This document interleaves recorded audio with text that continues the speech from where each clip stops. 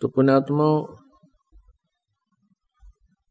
कबीर परमेश्वर जी ने बड़ा होकर के 5 वर्ष की आयु से ही वो अपना ज्ञान प्रचार प्रारंभ कर दिया था उन्होंने, और बड़े बड़े महर्षि विद्वानों के छक्के छुड़ा दिए थे।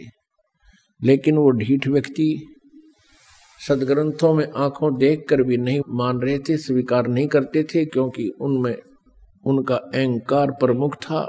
जानबूझकर भी उन्होंने परमात्मा को स्वीकार नहीं किया। 5 वर्ष के जब परमात्मा कबीर जी हुए, उन्होंने अपनी लीला करना प्रारंभ किया। एक दिन, क्योंकि परमात्मा का यहाँ सतलोक से आगमन किस उद्देश्य से होता है, ये हमारे पवित्र ग्रंथ वेद बताते हैं।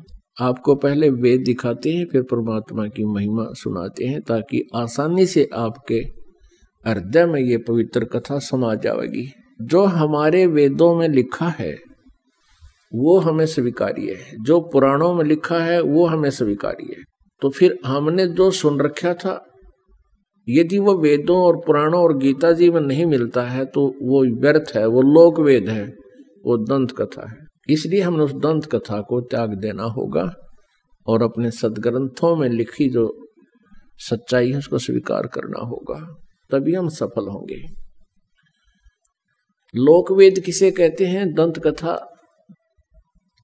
अक्षेत्रीय ज्ञान।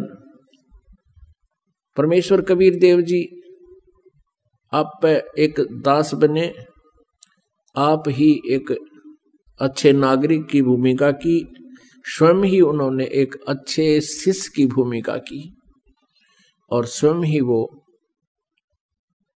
परमेश्वर तो थे ही थे, स्वयं ही उन्होंने एक तत्वदर्शी संत यानी जगत गुरु की भूमिका की।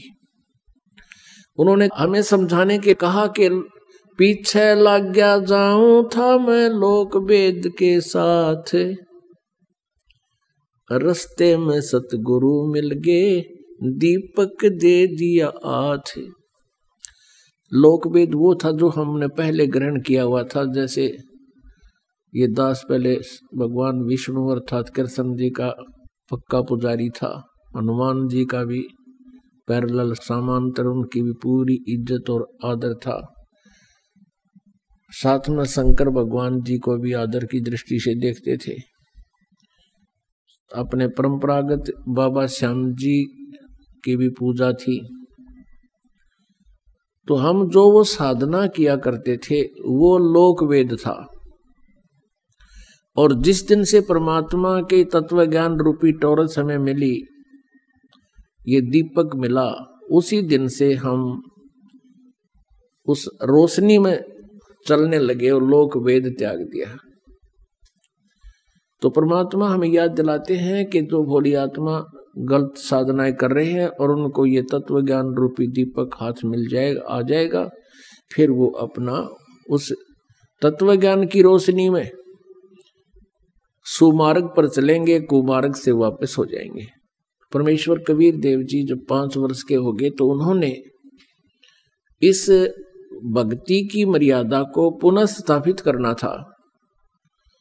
सब जगह काम बिगड़ा हुआ था। अब परमात्मा पाने के लिए सबसे पहली कड़ी है गुरुजी होना चाहिए।